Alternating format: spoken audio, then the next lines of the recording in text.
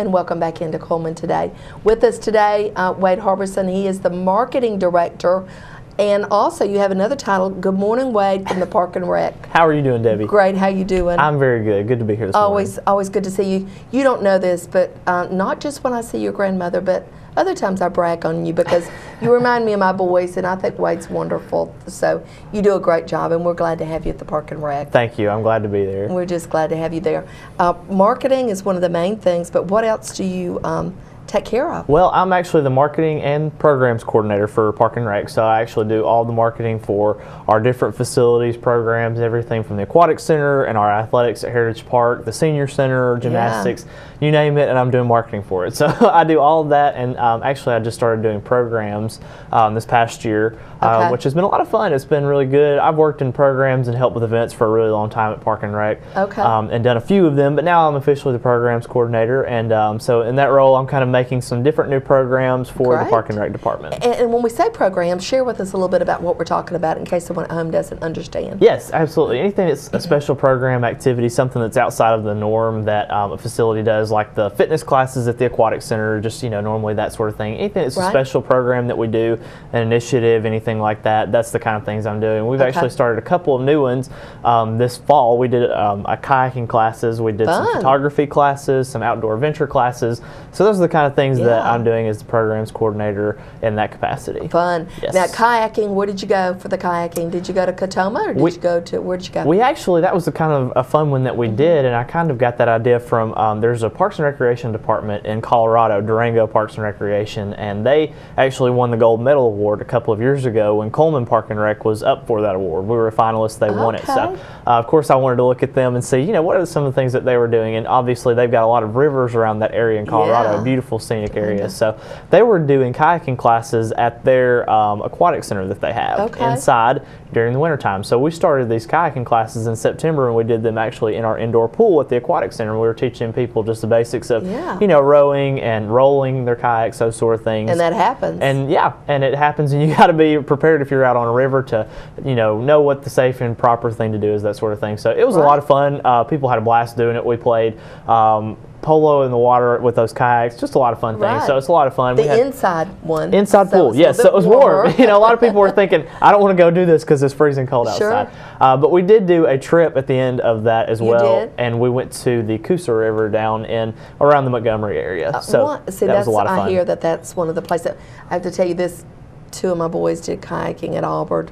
I'm like, they offer that at Auburn? That's ridiculous. And that's where they went to the Coosa around Montgomery. A lot of people do that, and we're trying to kind of scale a program off of some of these other places. Auburn, I go to UAB, they have a kayaking program. A lot of places had that. A lot of people my age like to do that sort of thing. So we actually had really good participation. We had about 12 or 15 people do our first kayaking class. And you'll do it again, right? Yes, we're going to do one in the spring. So if you're interested in doing that again, hit us up in the spring. We'll do kind of the same thing. It'll start in March, and we'll do the classes at the aquatic center and take a trip probably to the Coosa again. Okay, great. Do you need your own kayak? Of course. You actually don't have to have your own kayak, which is something really good about it, because a lot of people kind of think, do I want to try the sport out? Do I like it? Before I spend. Kayaks cost a lot of money. So if you don't end up liking, kayaking, you're not going to want to spend a lot of money on it. So this is a really good opportunity for you to come use all of our gear. We have kayaks, paddles, helmets, the whole 9 yards. So you don't have to have anything yourself, just show up. Wonderful. One more question, then we'll get off of kayaks, is when you're talking about rolling, some of them that you just sort of fit in, just your whole body. I mean, that's called one thing. And then they do make a kayak where you're not stuck in there if you turn upside down, correct? Yes, that is correct. And we actually have the ones that are sit-in kayaks, the ones that we have. So you would actually be sitting in there. We do have all the safety gear for that and teach people how to roll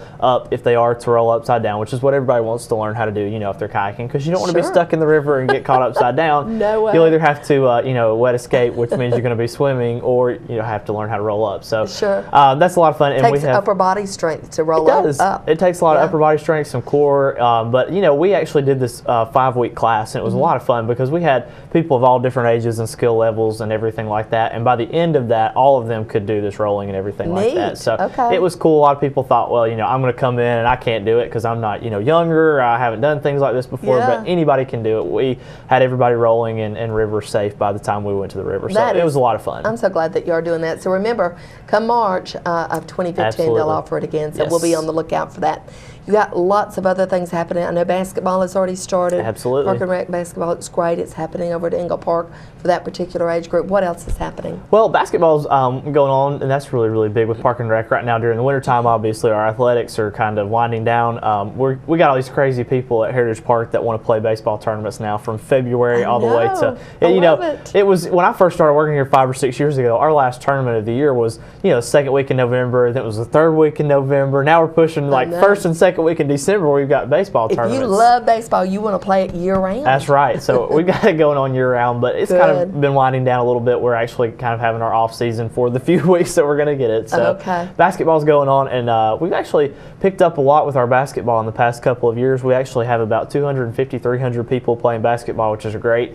We've seen a lot of growth in basketball. A lot of people are trying to play sports year-round, and so we're kind of promoting that. Obviously promoting the benefit of people playing sports, being active year-round, because a lot of times people kind of take a break and they get off of it. They don't want to play sports, and it comes around springtime. They're like, maybe we don't want to play baseball. So we want to keep people active, engaged, staying healthy. Obviously, the more active you are, the better off you are. And basketball is one of those sports that you're going to do a lot of good for yourself if you're staying active and involved doing that. Absolutely. So it's a wonderful thing. And also, one thing that we want to talk about is you've got 2 new projects that are going to come up. And I got so excited about both of these, but one in particular. Tell about it. Well, we have 2 different big projects that we're going to be working on this year at Park and Rec. One of them is actually going to be a community garden that we're going to be doing at Neesmith Park, which is going to be a really good addition to our Parks and Recreation department and allow us to do a whole lot of things. And then the other big project that we're working on this year to add to our Park and Rec department, we've been talking about this one for a while now. It's our community playground project, and that one's going up at Ingle Park actually, where the current playground is right there. And that's going to be another really good project because it will actually be an all-inclusive project